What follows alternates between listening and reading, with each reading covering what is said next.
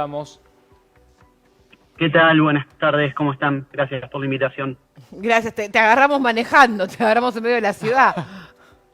Estoy parado, así que podemos hablar Bueno, sin eso es problema. responsable. Muchas muy gracias, bien. con más razón, muchas gracias entonces por estar ahí. Ignacio, bueno, la verdad que todo lo sucedido, si bien lo de Silvina Luna me parece que tiene que ver con algo mucho más complejo, ¿no? Que una cirugía que quizás salió mal, ¿no? Acá estamos hablando quizás de productos que no están aprobados, de productos que no habrían ingresado a la Argentina de manera legal. Estamos hablando de otras cuestiones, pero sí hay un tema con las cirugías estéticas y qué sucede, ¿no? Con estos casos, si se puede considerar de mala praxis. O sea, en este caso de Jacqueline Carrieri, que se había sometido a una cirugía estética y que dicen que bueno, tuvo una muerte en el quirófano. ¿Cómo esto puede suceder? Yo me pregunto qué pasa con los prequirúrgicos. Si los prequirúrgicos son suficientes, ¿no? Como para poder detectar algo, alguna anomalía, alguna enfermedad preexistente en ese paciente al momento de esa cirugía. Perfecto. Bueno, en primera instancia no hay que obviar el hecho de que la cirugía plástica, que una de sus vertientes es la cirugía estética, no deja de ser una cirugía. Toda cirugía, desde la más pequeña hasta la más grande, tiene riesgos. Los riesgos significan eventos que uno no desea que pueden suceder relacionados a la intervención quirúrgica.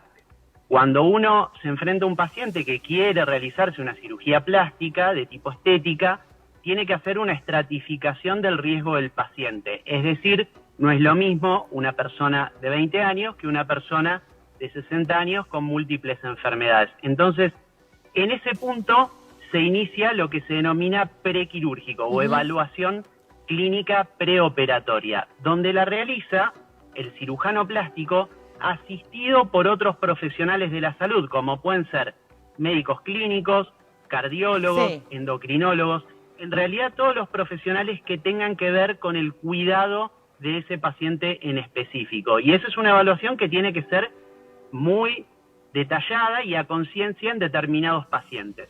Ahora, Ignacio, yo me he sometido a alguna que otra cirugía, tanto por una fractura que tuve, como también cirugías estéticas. Digo, el prequirúrgico generalmente es lo mismo, ¿no? Lo que te piden es un laboratorio completo, orina completa, vos decías, ¿no? El estudio cardiológico.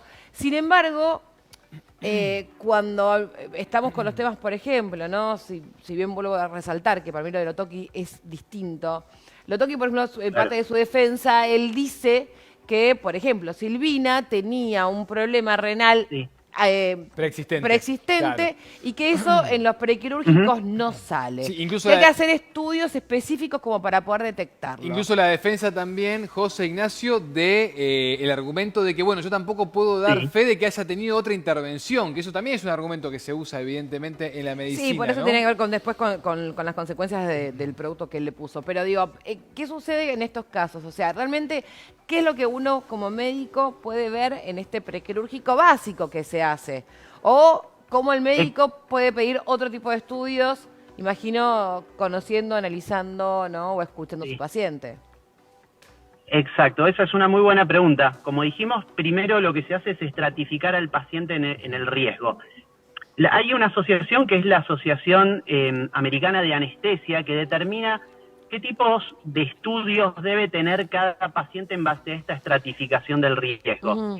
Pero no podemos dejar de nombrar el hecho de que a pesar de hacer todos los estudios prequirúrgicos, digamos, indicados en ese paciente, en el supuesto hecho que se hayan hecho los estudios pertinentes, la cirugía tiene un porcentaje de riesgo que nunca es cero. Nunca es cero. Entonces, a pesar de que todos los estudios prequirúrgicos salgan bien, después viene la cuestión, ya hablamos del preoperatorio, después viene la cuestión intra y posoperatoria. O sea, lo que hace el cirujano en el quirófano, su técnica operatoria y el seguimiento posterior.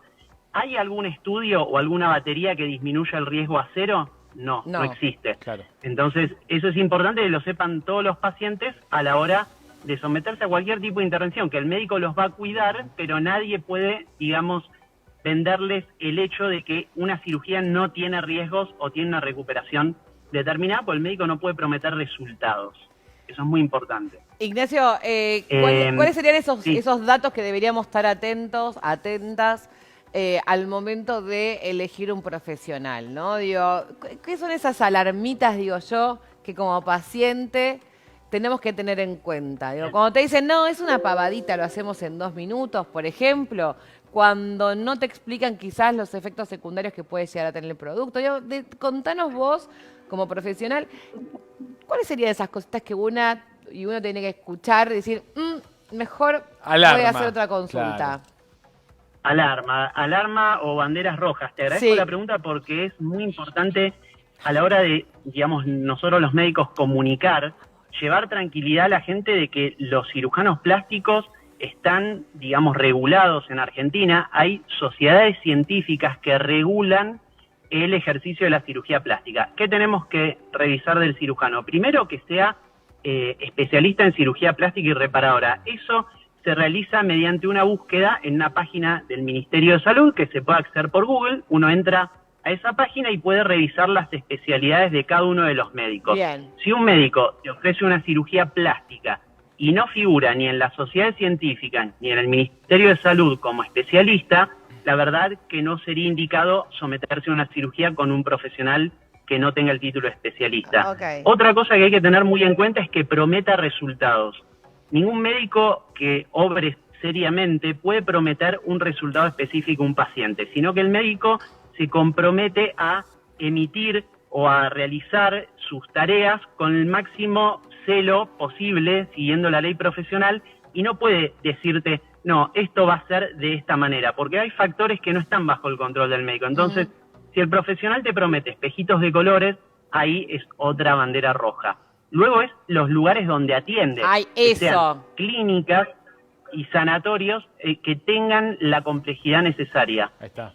Por ejemplo, que tengan unidad de terapia intensiva, cardiólogos en el quirófano, que sean centros reconocidos, que uno pueda fácilmente identificarlos. En cambio, los centros de cirugía mayor ambulatoria, y esto es una opinión personal, yo creo que hay que tener mucho cuidado a la hora de someterse a cirugías en estos centros porque no tienen a veces la disponibilidad de unidades de terapia intensiva, que ya te digo, cirugía plástica son usualmente cirugías de bajo riesgo comparadas con una cirugía cardiovascular. Claro que sí. Pero la eventualidad siempre existe, siempre existe. Entonces, como médico es prudente obrar y operar en instituciones que sean lo suficientemente aptas para alguna complicación.